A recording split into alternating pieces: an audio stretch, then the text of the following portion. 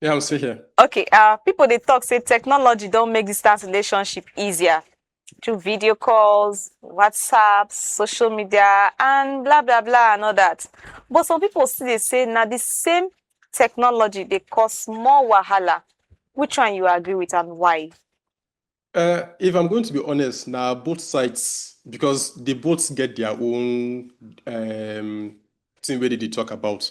So now for the talk about technology, the only thing where technology they help now communication. Because technology no fit help you with the physical touch. For example, the guys we like physical touch, you know fit help you for that sense. So now the only means of talking now be technology. And also, yes, technology they bad for this long distance based on the fact that when you dey long distance relationship and you dey enter online, you dey enter Instagram, you dey see reels, they see how other people they enjoy for their relationship. You come they wonder, I know they get this kind of thing now. So it's both advantageous and disadvantage.